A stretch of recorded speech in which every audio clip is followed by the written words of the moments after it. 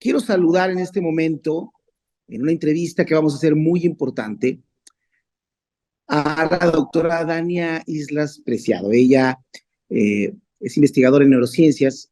Uno de los temas más importantes que tenemos que ver a la hora de que hablamos del desarrollo organizacional, pero a la hora de que hablamos del mundo entero, de nuestras realidades actuales, es la relación que tenemos con un entorno conocido como VUCA, una cuestión que habla de lo volátil, lo incierto, lo complejo y lo ambiguo, de situaciones que se manifiestan en nuestras vidas y que son determinantes y que nos pueden dar una ruta incluso de vida.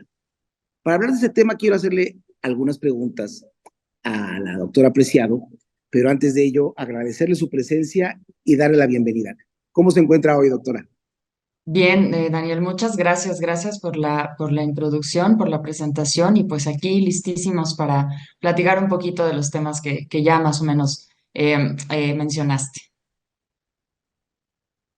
Cuando hablamos de estos temas, es imprescindible referirnos a que en nuestra vida pueden presentarse de manera casi sorpresiva, con muy poca capacidad de previsión, una sensación de inestabilidad emocional, una dificultad para adaptarse a los cambios constantes, que son, digamos, la divisa de la vida del humano, los cambios constantes y la inestabilidad.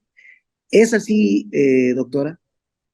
Sí, correcto. Y pasa que si tendríamos que ver este fenómeno desde la trinchera que yo trabajo, que son las neurociencias, y cómo afecta esto a nuestra salud mental y a cómo afecta esto a nuestro procesamiento cerebral, pues pasa que estos entornos de incertidumbre, de volatilidad, de ambigüedad, no le caen tan bien a nuestro cerebro. ¿Por qué? Porque a nuestro cerebro le gusta la certidumbre, le gusta la certeza, le gusta saber qué va a pasar, porque esto nos ayuda de cierta forma a predecir, ¿no? A predecir nuestra conducta. Y si no podemos predecir nuestra conducta, eso viene a ser estresante para nuestro cerebro.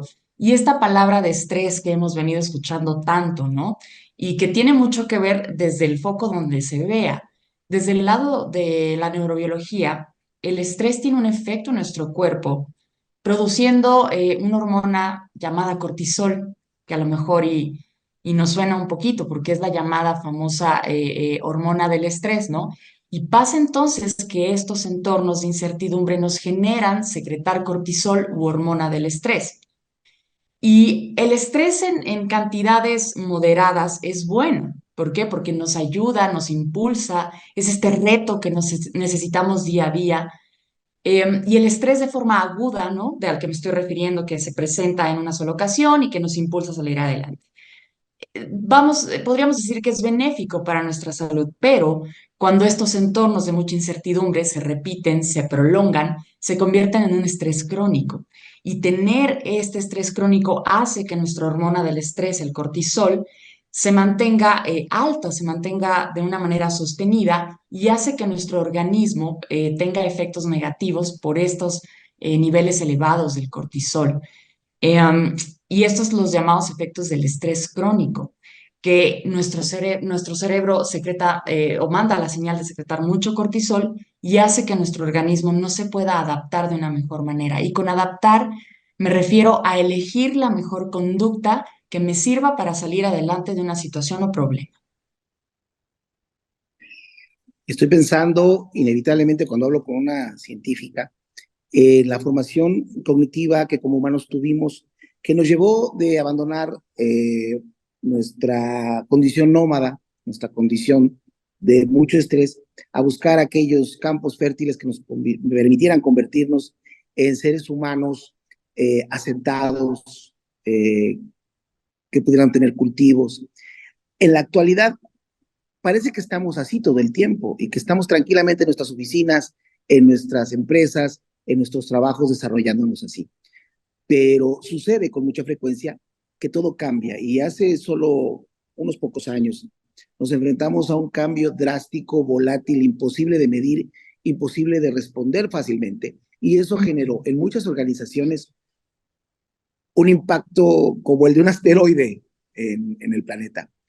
Sobre esto, seguramente tú como científica puedes hablarle, Dania, a las organizaciones, a los elementos de las organizaciones, para que pudieran entender esta situación y presentar alguna especie como de resistencia ágil mentalmente y muy creativa para poder responder a este estrés.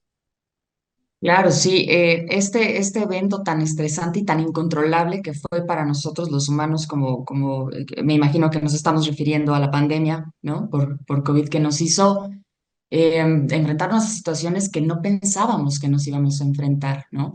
Entonces, sin duda, tenemos estragos, voy a decir, en cuestiones de salud mental de la población, de los individuos, y pensando que estos individuos son los que componen o conforman las organizaciones, esos individuos, cada uno tiene su vida, su proceso, y desde luego que la pandemia afectó de forma diferente a cada uno de ellos. Y esta demanda de un cambio, de una adaptabilidad tan rápida, desde luego también ha generado bastante estrés y esto se refleja en las altas tasas que tenemos ahora de depresión. Se proyectaba que la depresión, este trastorno mental que hemos escuchado tanto, que se caracteriza pues por una melancolía, una tristeza sostenida, desesperanza y cambios en los hábitos de sueño y desde luego que impacta en la productividad de estos individuos que conforman la organización, proyectábamos que esta depresión iba a ser la principal causa de incapacidad para 2025. Resulta que le ganamos a la estadística y ya es la principal causa de discapacidad, al menos a nivel nacional en México, es la principal causa de discapacidad. Entonces, tenemos ya, digamos, no quiero decir una sociedad que está pasando por depresión, pero sí altos índices de depresión. Se estima, por ejemplo, que a nivel mundial son 300 a 350 millones de personas que tienen depresión. Si lo quisiéramos ver en perspectiva, esto es, si mal no recuerdo, 8 veces España, 30 veces la población de la Ciudad de México y son números gigantescos. Entonces, si trasladamos que esos 350 millones de personas, algunos están insertos en organizaciones y desde luego llevan ese estado mental a la organización, por supuesto va a impactar en temas, en términos de productividad, ausentismo e incluso presentismo, ¿no? Este fenómeno que tenemos de que se presenta a trabajar la persona, pero su rendimiento decae y los costos del presentismo son que está en la organización, utilizando recursos de la organización, sin embargo, no está produciendo, ¿no? Y respecto a la pregunta de qué se podría hacer respecto a eso, es difícil pensar en una panacea, ¿no? Es difícil pensar en una sola cosa que digas, esta es la solución a este problema tan complejo, porque recordemos que la depresión es un problema multifactorial donde se mezclan muchísimas cosas, desde factores biológicos, cerebrales, contextuales y desde luego organizacionales también, ¿por qué no? Es difícil pensar en una solución única y en una panacea, ¿no? Pero lo que dicen los estudios es que, por ejemplo, ciertas estrategias de contención del estrés nos pueden ayudar, ¿como cuáles? Hay una tendencia innata de los seres humanos a contender con el estrés en lucha o huida. Esta lucha o huida nos hace salir adelante de situaciones, ¿no? Pero pasa que no es sostenible en el largo plazo, porque uno no puede estar luchando y huyendo de las situaciones adversas, ¿no? Entonces, hay la propuesta de que es mejor crear redes de apoyo y estas redes de apoyo me refiero a buscar a los pares, ¿no? Para construir amistades o para construir cercanía, porque eso tiene un sustrato biológico. Hay una hormona que secretamos cuando somos amigos, cuando hay relación entre pares, que se llama oxitocina, y esto nos ayuda a bajar los niveles de la hormona del estrés. Entonces, la ciencia dice, sean amigos, creen redes, ¿no? También hay otra alternativa muy buena o muy accesible más bien, que es el ejercicio físico. Sabemos que el ejercicio físico nos ayuda a regular también nuestro sistema del estrés, nos ayuda a secretar una sustancia que se llama beta endorfina, que ayuda a mantener a nuestro cerebro en calma y más tranquilos. Y ya pasándonos a una parte mucho menos neurobiológica, pero sí más psicológica y más que eh, personal, por así decirlo, recomiendan mucho el autoconocimiento, ¿no? El identificar las emociones que se están teniendo, que nos lleven a tener una mejor inteligencia emocional. ¿Por qué? Porque a veces las personas no sabemos propiamente lo que estamos sintiendo y no podemos darle un nombre. Y si no lo nombramos, como ya se ha dicho, no existe, ¿no? Entonces, primero es identificar a través de una buena inteligencia emocional o de una inteligencia emocional lo más conectada posible con nuestros sí, estados emocionales. Y también dicen que proponer límites funciona, o poner límites más bien funciona. Saber decir que no, ¿no? Nos han enseñado a que si dices que no, estás siendo un mal elemento, un mal miembro de tu organización. Y no, establecer límites es parte de un proceso muy sano que podría llevar a bajar tus niveles de estrés. También se dice que tener un proyecto o trabajar con un propósito, ¿no? Con una meta, eso ayudaría también a que nuestros niveles de estrés, al menos el estrés en la organización, pudiera verse disminuido. Y que, como ya lo dije, yo apuesto mucho por la mejora de las relaciones, por crear vínculos sanos, por crear relaciones de cuidado, de autocuidado también, a través de mejorar nuestros hábitos para que así podamos ser un mejor miembro, un mejor elemento de esa organización de la que estamos formando parte. Mencionas dos factores que me parecen muy importantes. Una responsabilidad del colaborador en la organización. Personalmente debemos estar conscientes de que vamos a enfrentar estrés. Y ahí viene estos puntos que le das a la gente para tomar algunas acciones. Y es importante recalcar que va a suceder que no estemos comprendiendo del todo lo que está sucediendo en nuestro entorno. Esto nos va a generar también estrés. Esto nos va a llevar a ciertos problemas que enfrentar dentro de la organización. ¿Como cuáles serían? Porque la gente empieza, digo, quiero decir, para darnos cuenta de que estamos necesitando apoyo en estas áreas de estrés. ¿Qué les dirías a estas personas? De entrada, es mucha, creo, mucha autorreflexión, ¿no? Y mucha cosa actitudinal de cómo voy a la organización, de cómo me desempeño en esa organización. Escuchaba una frase que a lo mejor entre las personas que estudian el desarrollo organizacional es muy común, que decía que la estrategia, no, al revés, que la cultura se come a la estrategia en el desayuno. Algo así escuchaba. Entonces, la cultura la hacen los individuos, ¿no? La cultura la ejercen los individuos. Entonces, es sí poner muchísima atención a que esos entornos de cultura, sí el individuo se sienta parte también de esa cultura, porque dicen que los mundos que no se crean no se cuidan. Entonces, el individuo tendría que formarse o que sentirse parte de esa cultura, de esa organización, para que una pueda cuidar ese entorno y cuidar de sí mismo y de sí mismo en relación con ese entorno. No sé si es demasiado complicado esto, pero tener de entrada esta autorreflexión de cómo estoy yendo al trabajo, si no estoy yendo de manera gustosa, qué está ocurriendo, ¿no? Y apegarse, yo creería o que quisiera pensar que en estas culturas organizacionales que hubiera más apertura, ¿no? A la parte emocional, a la parte de desarrollo de inteligencia emocional, para otra vez que ese individuo pueda ejercer esa cultura de una mejor manera. Ahora que hablas de cultura, creo que es muy importante hablarle a las personas que están dentro de las organizaciones en el modo de colaboradores esta frase, esta palabrita que estás usando. La cultura tiene que ver con cultivar, ¿no? De ahí procede. De ahí dejamos de ser nómadas para sentarnos y tener cultivos y eso nos hizo estar más tranquilos y más relajados. Cuatro cosas que hay que cultivar cuando detectamos estrés. No solamente como colaboradores nosotros, sino como jefes en las organizaciones, responsables de algún departamento, responsables de algo.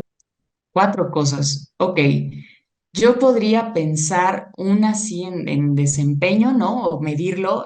Yo también soy profesora de estadística y confío mucho en la estadística, confío mucho en lo que se puede medir, ¿no?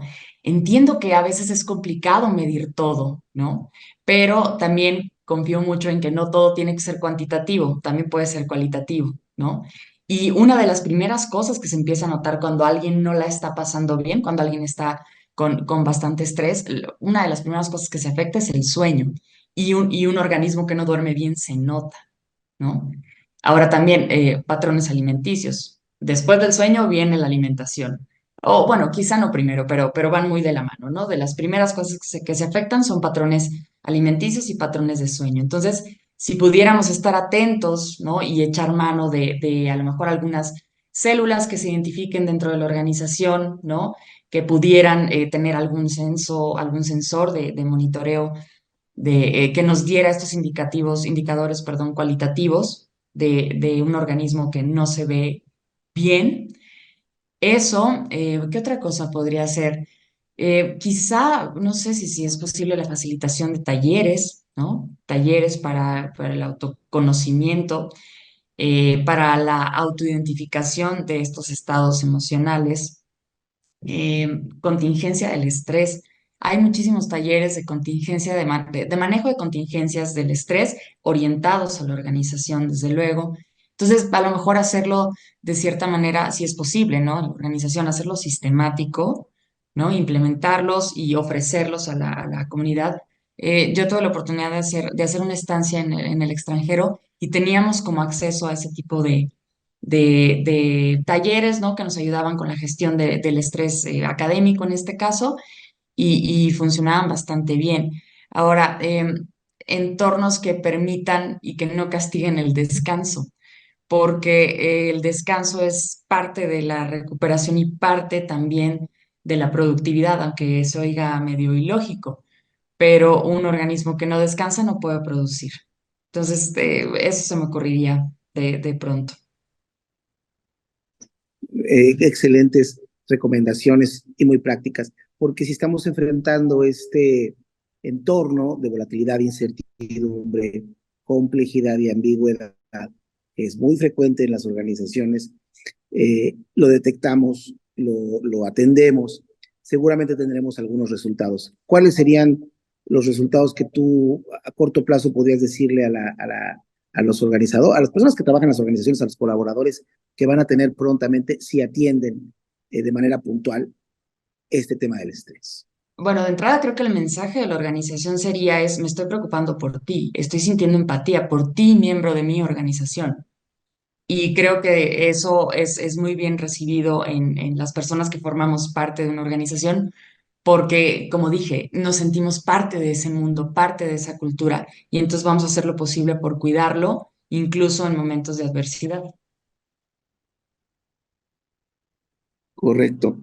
Si tú tuvieras, están viéndonos miles de personas en este foro, un foro que ya ha tenido un impacto internacional, Hispanoamérica, es una serie de continentes reunidos. Si tú tuvieras un consejo final que darle a nuestros amigos que nos están observando ahora mismo en el foro, como para dejarles una huella, un pensamiento importante, ¿qué les dirías, doctora? Que no separen el cuerpo de lo emocional, de la mente, del espíritu, que somos un todo, ¿no?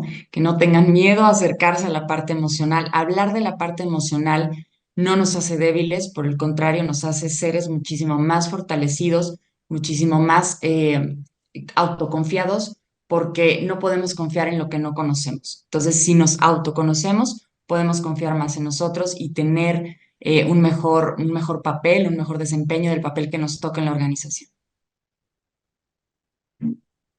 Pues agradecemos desde esta edición del foro la presencia de la doctora en neurociencias Dania Islas Preciado. Sus aportaciones entiendo, comprendo, adivino que serán nutrientes efectivos para quienes están participando de este foro organizado por Prodeso, que ya tiene un ímpetu propio y que está haciendo una huella muy importante en las organizaciones y en los colaboradores de organizaciones. Muchísimas gracias, Dania. Un saludo. Gracias, hasta luego.